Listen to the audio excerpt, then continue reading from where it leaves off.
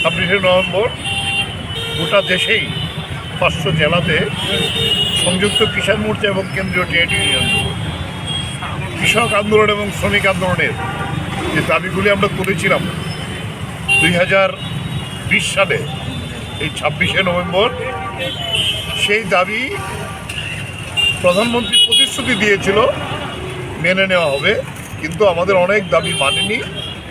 শ্রমিকদের মজুরি ন্যূনতম করা এবং শ্রমিকদের 8 ঘন্টা কাজের অধিকার গোটা পৃথিবীতে স্বীকৃত, কিন্তু ভারতবর্ষে এখন 16 ঘন্টা কাজ করতে হবে, এই আইন করছে।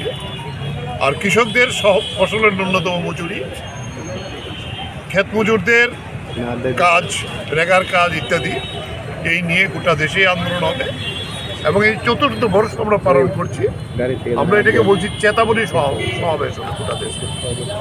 আমরা 3 মাসের আলটিমেটাম দিচ্ছি কেন্দ্রীয় সরকারকে, নরেন্দ্র মোদীকে।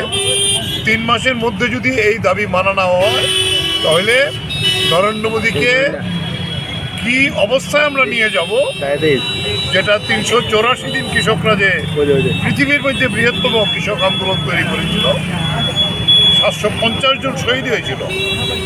নরেন্দ্র মোদী বাধ্য হয়েছিলেন আইন বাতিল করতে, তারপরে দাবি মানি।